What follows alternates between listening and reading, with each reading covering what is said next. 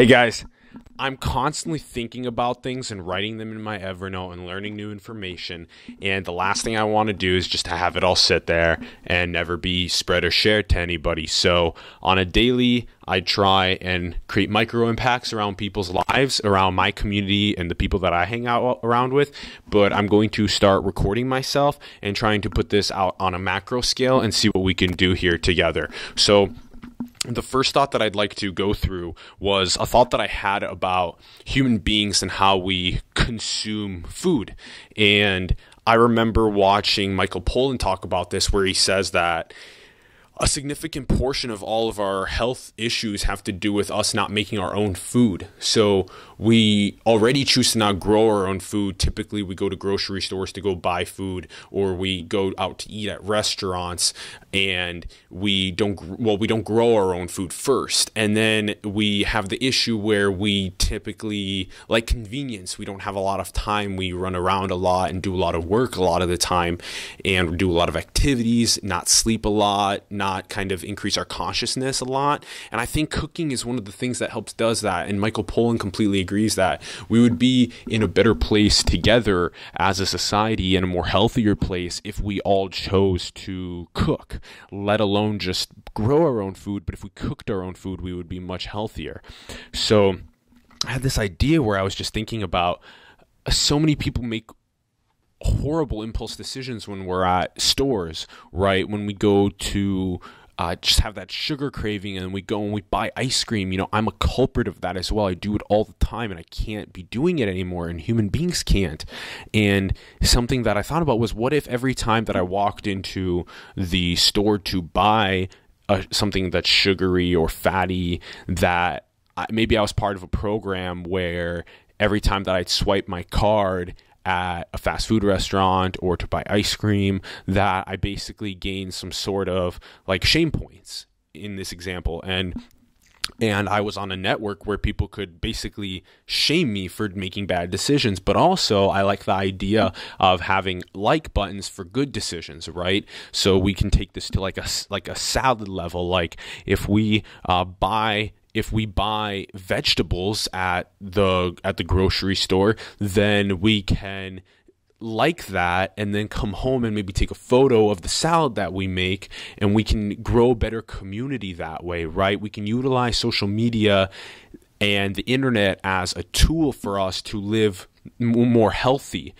And it's a harsh idea to think about it being like a shame way within sugar and fats, but that is a really good way to get people to consciously understand that those decisions hurt themselves, it hurts society, it hurts the children, and we can't allow the sugar industry to get away with the things that they are getting away with in eating so many processed meats. So another thing I'd like to go ahead and dive into now is the thought that I had about the way that we treat the chickens and the pigs and the cows in the factory farms.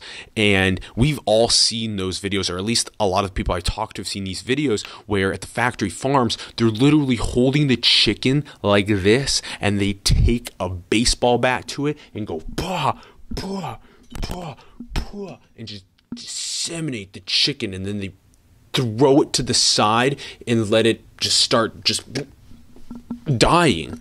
And if we consciously think about that being an animal, all of a sudden we're like, wait, what if that was a dog or a cat? What if that was something that we keep as our pets in our households?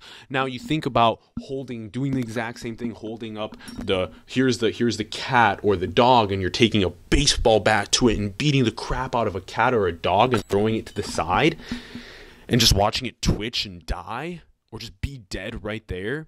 If you think about it with a household pet, it actually becomes a very conscious thought that's disgusting, really.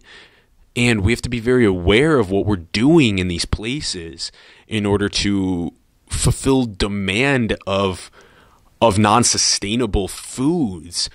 And there are some really cool things that are happening here in the Bay Area, like a project called Impossible Foods that is currently working on plant-based food that bleeds and tastes and looks like meat does. And it is a very progressive step in terms of sustainability. And if we can get more people to desire to transition to a healthier diet with everything that we just discussed, we will live in a better, more harmonious, progressive species in our civilization. Here's another good one that I want to talk about. So recently, I thought about the amount of people that throw away things. So I've been thinking a lot about, man, in San Francisco, living here, we throw away so much stuff. And I know this happens in every big metropolitan area, and this isn't even the biggest one. But holy cow, there's so many people here that have so many garbage cans full of stuff that are single use. There's so many restaurants here that throw away so many things. There's so many businesses that throw away so many things. There's so many single use things here. Multiply that times every large metropolitan area in the United States, which is a very consumerist, capitalist country, and then multiply that times all the other areas in the world like Asia and Europe, where they're also not that sustainable, and there are a lot of people that live in those places, especially in Asia. In the bubble of India and China, more people live inside of that circle than do outside of that circle in the world currently. So we think about all the single-use things that we do, we think about all the garbage that we have, and we think, how can we be creating so much garbage in the world every single day? Why are we not focused on sustainability and the longevity of our species without having single-use items and being more conscious of that, at least, and making progress towards it? Rwanda recently banned all plastic bags in their entire country. Somebody flew into the Rwandan airport with a plastic bag, and they got pulled aside by their transportation security, and they said, you cannot be bringing a plastic bag into our country. It's illegal here. And the guy was like, I didn't know it was illegal. My bad. So they've completely banned plastic bags, which is a great step forward. In San Francisco, we charge 10 cents for a paper bag here. And that's another step forward. We need to figure out how to not just drink a latte or cappuccino or coffee at Starbucks or any other coffee shop and just have the single-use throwaway right away. I see so many people walking with that. At restaurants, how could we possibly throw away so much food? At grocery stores, how could we possibly throw away so much food? It's disgusting. In France, they passed legislation to where grocery stores and restaurants are no longer just able to throw away food. They even went as far as to bleach the food that they threw away so that homeless people wouldn't rummage through the garbage cans. People that die or need that food can't go and access it and eat it. They'd rather destroy it. That's disgusting. So recently, I learned about how it really, if we think about it in depth, it's like I have clothes. Let's say I have socks that get some holes in the socks. Let's talk about this one real quick. Some holes in my socks. What do? Do I throw them away? Or do I maybe stitch them up and keep using them? There are plenty of people in this world, especially in the United States, that just throw away the socks. I just threw away a pair of socks myself that had a hole in them. I was perfectly able to go and ask somebody to sew them, or to go to a place where somebody could sew them, or learn how to sew myself and try and keep those socks. In other places in the world, other people in this world, even other people in the San Francisco would keep the sock with the hole in it and be like, dude, this is still a sock to keep my foot warm. So we have to think about the quality that we're living our lives every single day and be conscious about the choices that we're making. So another great example is with food. This is where we just were. It's like, if I have extra food, I can't just throw away the extra food, whether I'm a grocery store, restaurant, or I go eat somewhere and I have extra food. I can't just throw it away. We have to work together to not just throw away the food, but actually work together to donate it and make it easy for people to donate food. And this is another point that is right along the same lines. It's like, why do we allow it to be so difficult for restaurants and grocery stores to donate food? Why is it so difficult for them? Why every year do we have to pass new legislation that ensures that they get the tax breaks that they need in order to donate the food? It costs businesses and restaurants money, and grocery stores money, to pay people to come and pick up the food and donate it to the right people. We should have a philanthropic and getting this food, extra food from all types of businesses, grocery stores, restaurants, and even people, and donating it more often to the people that need it. And after that, we need to help these people get on their feet.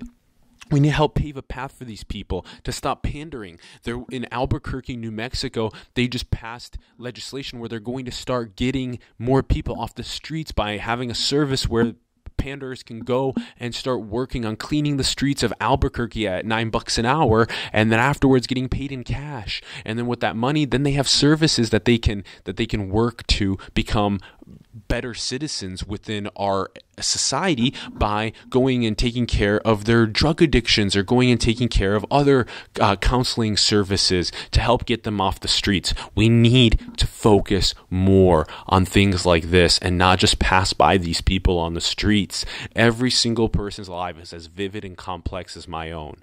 Every single person is as vivid and complex as my own. And we have to respect their unique perspectives, their unique upbringings, and take our learning experiences from them and help every single person like the brother and sister that they are on this planet of ours. No matter what they love or who they believe in or what skin color they are or what religion they are or where they live, it doesn't matter. We have to all work together to fix these problems within our society, about the food industry, about helping people that are in dire need for help. There are 1.1 billion people on this planet that don't have access to clean water. That's 1 out of every 7 people still don't have access to clean water. There are more people than that actually still don't have access to electricity either, constant electricity at night. They still use candles. And I'd like to continue with an idea that I had, maybe tie in a little bit of humor into this, because I haven't been very humorous. I've talked a lot about comedic education. I'm trying my best to learn how to do that, but this is something that I really thought would be a good one. Is what about we have a little comic of Chinese children working in a factory putting together more materialistic possessions, and all of a sudden we see that these kids are talking about how much more will these Americans want to buy, because a lot of the goods come here and we do buy a lot of single-use items. How many more goods, the kids are like, how many more goods do we have to make for these capitalistic animals that live here and buy all these single-use items and throw them away afterward? How many more hours do we have to work at $2 an hour? And why should we be making it for them? And we have to do more research and get into depth with this. I was trying to be comedic, but it was difficult. Maybe I can be comedic with this one. So I have a life experience that I want to talk briefly about myself. It's about my recently I was in the bathroom with my iPad, and my iPad was sitting on the ledge, and then I knocked my iPad over, and it fell and cracked, a big fat crack. And at first I was like, damn, it cracked. Right away, what I was like, I'm not let this materialistic possession get to me. I'm not going to.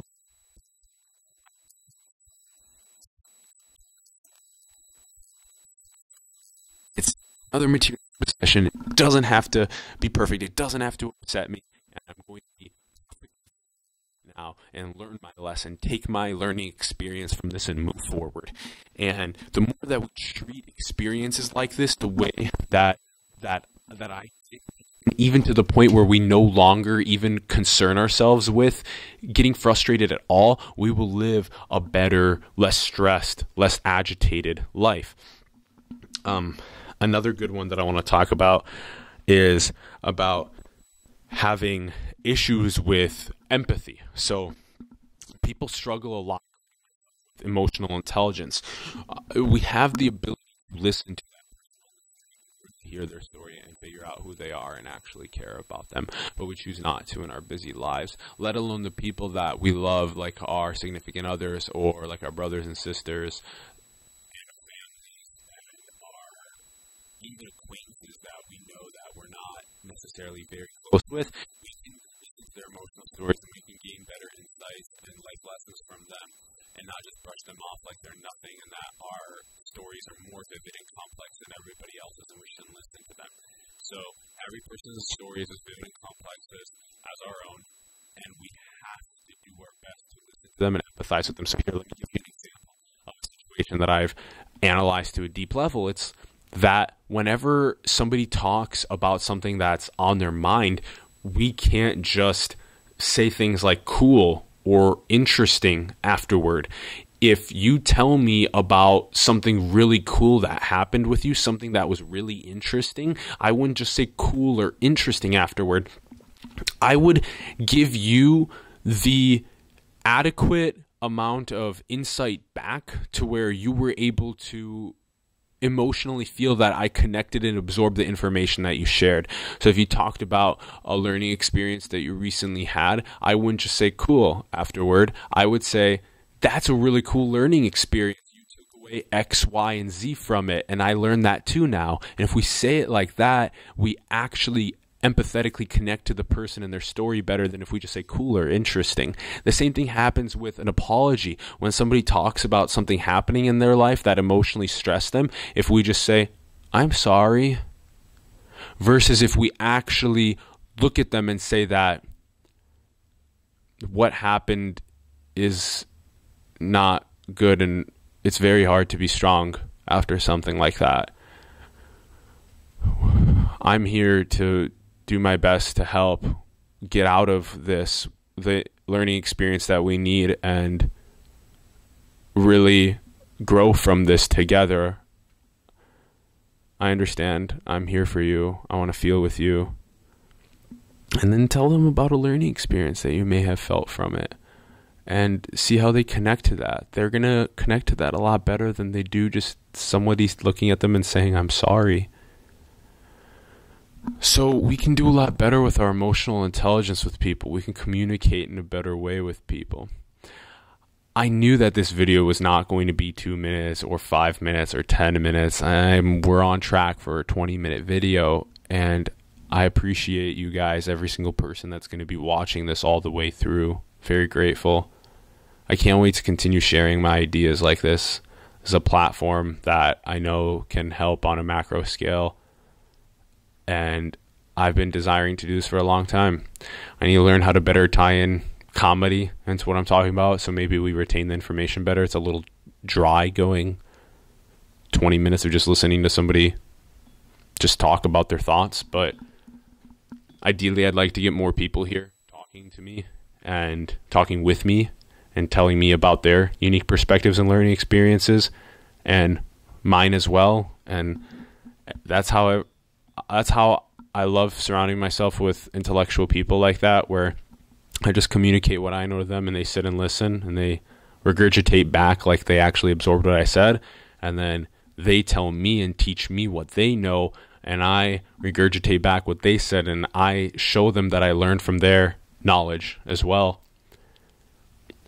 It's a very beautiful thing when we interact that way and we emotionally connect to one another and our stories, and also when we emotionally connect to the things that we talked about earlier here with taking care of animals and understanding that if we substitute a chicken that's being pounded with a baseball bat in a factory farm with a cat or a dog, we're very upset and we're like, what the hell? Why would we be doing that to animals?